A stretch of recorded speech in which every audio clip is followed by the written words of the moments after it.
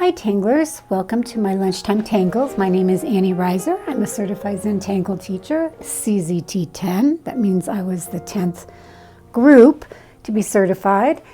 And today I am not doing an Inktober tangle. I'm going to finish mine up and then I will show you all of them when I'm finished and how I put them into my little bitty book of comfort. But this tangle I am doing because I was inspired over the weekend by a similar tangle called Ganloo. And unfortunately, I don't know who stepped out Ganloo.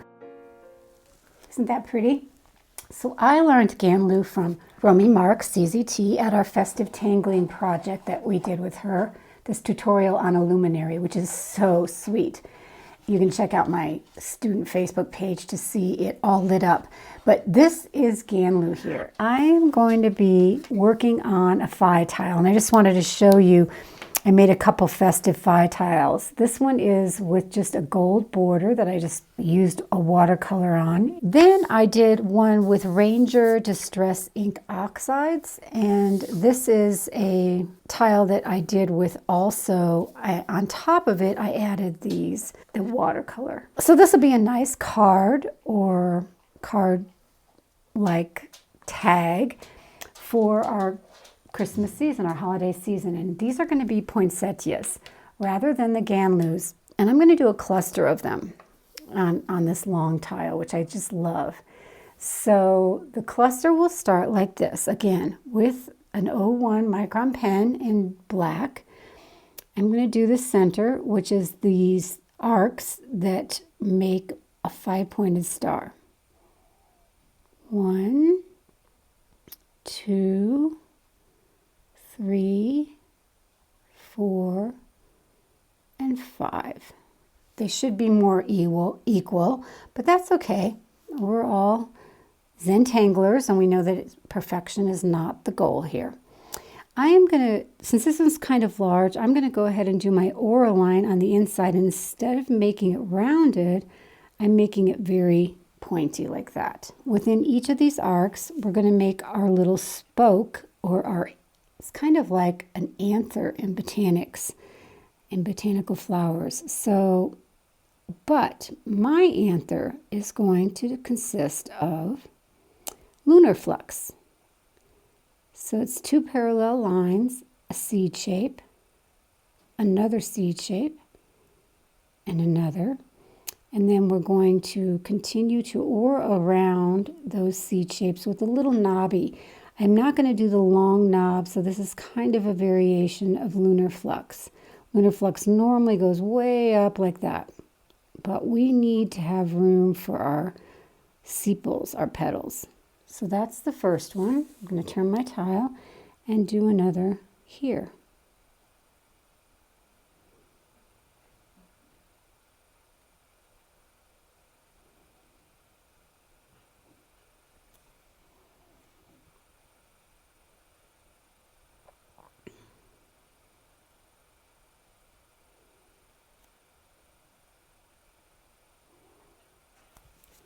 And again, there are going to be 5 of these in all.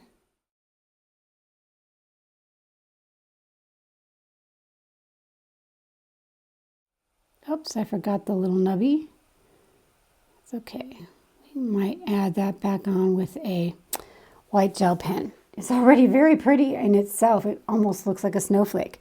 We're going to continue on and do like you would for the Ganloo.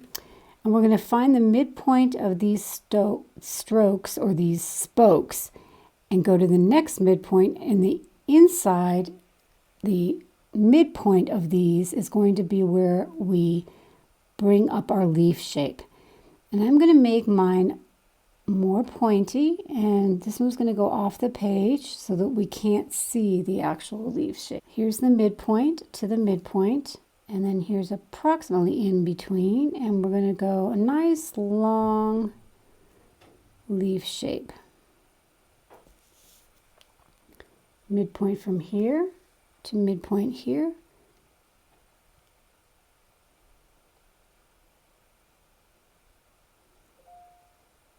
I I did this several times and I was doing them shorter and fatter and I didn't like it. So that's why I'm making them a little bit longer and more pointy. So from midpoint here to midpoint here.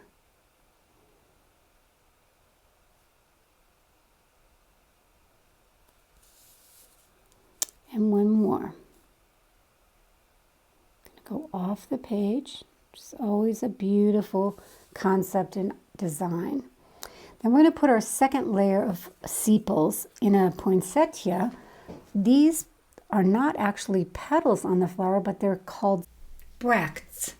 And the green are leaves. And so we're going to go up midway between, and we're going to do that same, almost the same size and same shape.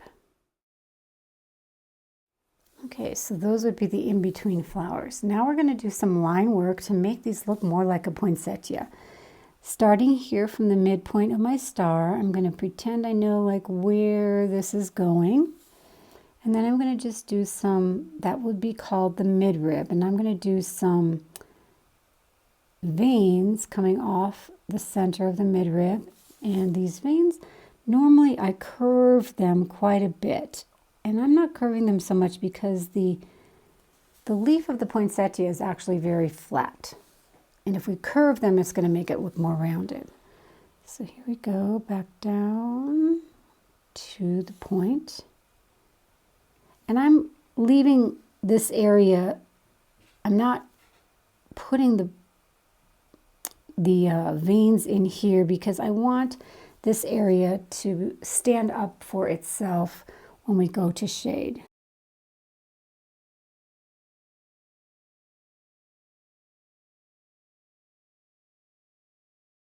One, two, three, four, five. So that is the center of our poinsettia. And these are the leaves, so they will be colored in green. I'm going to do the same treatment.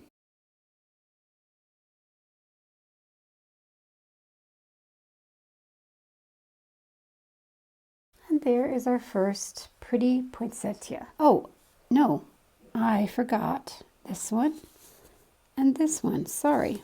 These are those in-between ones that you don't see so easily because they're running off the page. Now we're complete. But in order to lift the center of this up from the back leaves or the back sepals, we're going to do a little bit of line weighting here.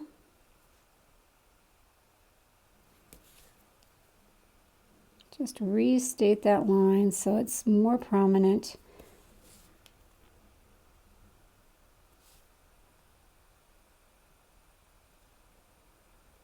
And I'm adding this little kind of filled in triangle in this mid space.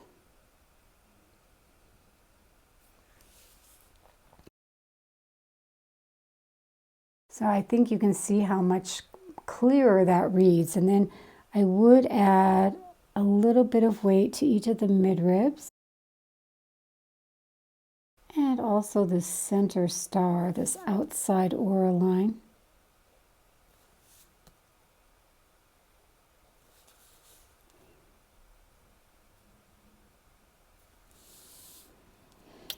And I'm going to add a little bit of weight in here.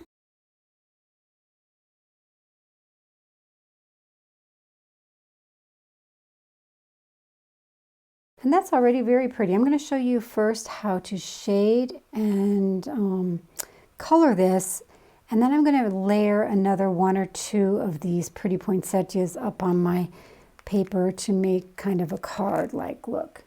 So let's shade first. You know what? I think I'm going to go right on here with my watercolor.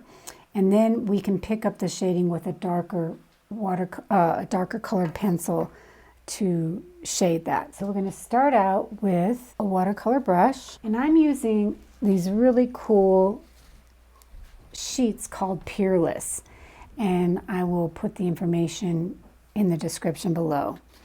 This Peerless color happens to be Scarlet Lake, one of my favorite colors, also in colored pencil. I have a Kleenex or a paper towel ready, and I'm going to go ahead and wet my sheet. And I'm going to be doing what we call in botanical illustration almost like a dry brush. So only on these center top leaf shapes or sepals am I going to brush out my red. And I'm going to try to work around that stem and the star, the stem of the lunar flux and the star of the center.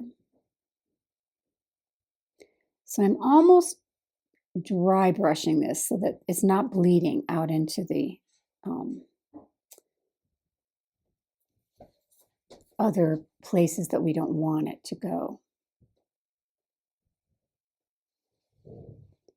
And some of it's a little lighter than others, and that's fine with me. And in fact, if you want more highlights, you can lift like that.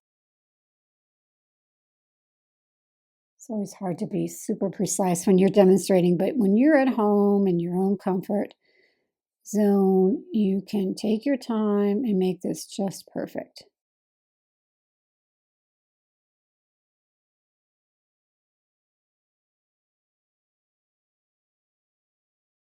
Might lighten this up a little bit by putting a little water and lifting. And then blending back.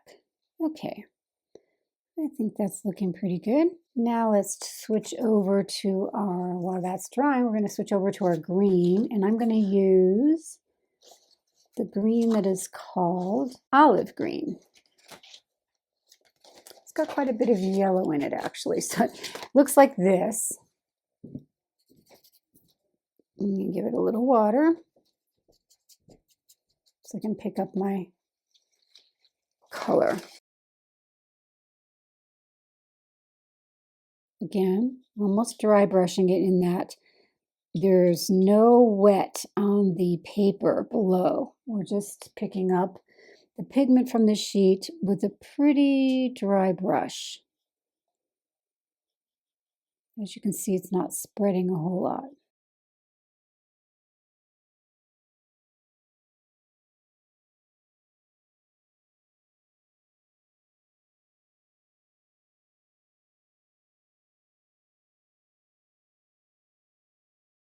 Starting to look like a poinsettia, right? So now what are we going to do with those inside?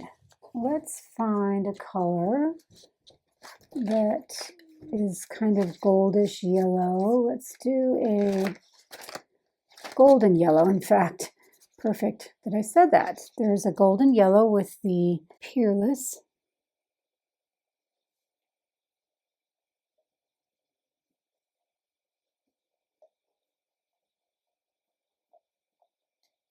And I want to do little perfs in here or tipple, but I'm going to go ahead and put the background in first. It's easier, and then we can draw the tipple on top of that. A little bit of that gold yellow on here, just to give it a little bit more character and some highlight. Okay, so that is without our pencil work, and I'm going to go in with my colored pencils to give it a little bit more shading once it dries, and also I'm going to give some shading around here in the gold with like a brown ochre, and I have to wait for it to dry, and I will be back. Here we are with my little card showing all three stages of the poinsettia. Here it is drawn and weighted with the line weight. Here it is just colored with the paint, and here it is painted and shaded on top. So now I'm going to show you how I shaded that here, and then we'll finish the rest and come back and do a little bit of embellishing. So these are similar colors to what I used in my paint, and this is a little bit darker red. So I'm going to start with that and just go in where, especially where I may have missed a spot or two like this with the watercolor, just to kind of clean up those edges and saturate the center to make it a little bit darker. And I'm going to go along the midrib. And I'm not quite done because I'm going to get an even darker red, which is black cherry, and I'm going to do the same thing, layer those two up.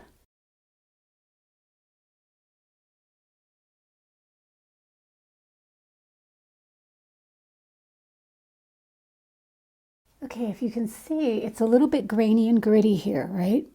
Compared to this. This I used my colorless blender on. I'm going to go over the top of this with the lighter color, and that sort of burnishes it as well. It gets that graininess more smooth, and it gives me more to work with when I blend with my colorless blender. More pigment to make a more smooth transition. Here I have my colorless blender, and I always have nearby a piece of scratch paper so that I can clean up my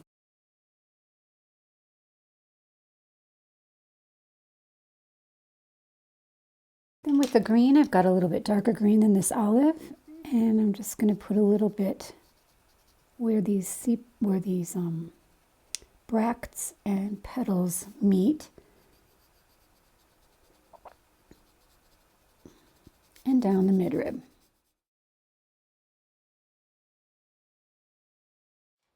I'm going to burnish on top of that with some yellow so I get some highlights in the middle as well.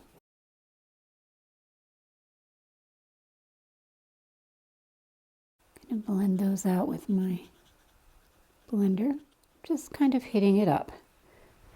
Clean, clean, clean. Let's see if this side's a little juicier. Yes. And it will dry a little bit lighter since this does have some solvent on it. And then for the yellows, see how they're kind of in your face? We're going to tone those down, knock down that yellow with a brown ochre.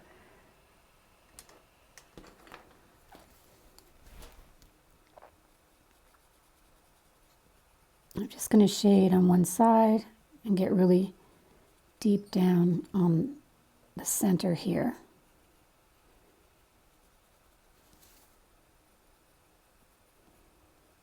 This really kind of matches this ochre color on our tag.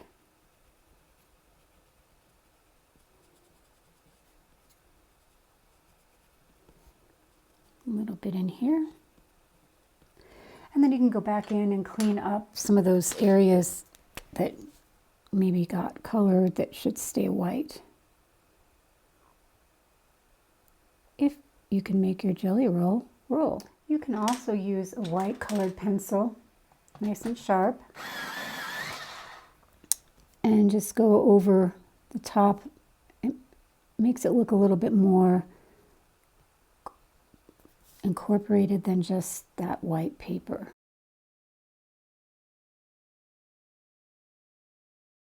Now I'm going to add a little bit of yellow just to bring up a little bit more highlight here. And I'm doing yellow instead of white because white would not be very realistic. I mean, this is certainly not a botanically accurate poinsettia. Absolutely not. But I think it looks a little bit more like it's glowing from the inside with the yellow rather than having a hard white highlight. And I did the same thing already with the leaves. These are the bracts, right? And that is pretty much how I shaded the large one. I'm going to do this one and I'll come back to you to show you how we can loosen things up with a few fescues and damsel leaves. Okay, now I have finished coloring all of the poinsettias and I'm going to do some embellishing. I did want to tell you that I had to go back in and pick up some of those lines. I did restate several of them and it does make a difference. And I went and cleaned up little spots like this.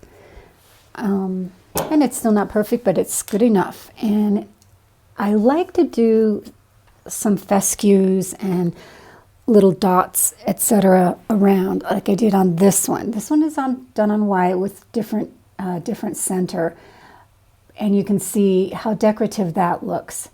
On this one, I want my decoration to be a lot more subtle. I want it to kind of blend in with this gold and warm colored background. So I don't want to put some black back there. So instead, I'm going to do all of my little embellishments with a jelly roll of gold. And I'm just going to go for it.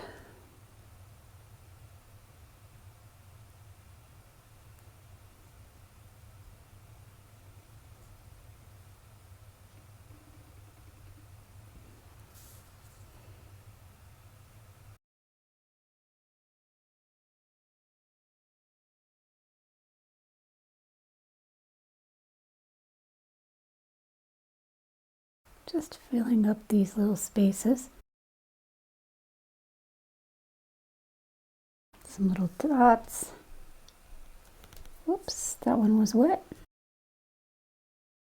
So I've just done a few fescues and kind of mocha-like strands with some little pearls, little perfs of gold.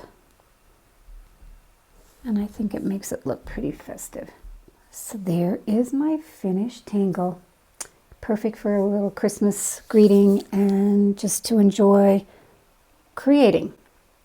I hope that you had fun exploring a new, sort of a new tangle, Ganloo, all dressed for the holidays. That's what I'm going to call it. So thanks for joining me. I'll see you next time.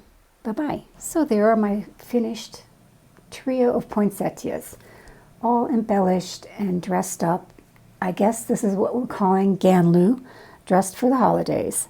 And I hope you enjoyed exploring that tangle and do some more things on your own with it. Of course, a real poinsettia would have even more leaves in there, and I would like to experiment on that myself. Maybe in something like a round zendoodle, we'll have a little bit more space to add that.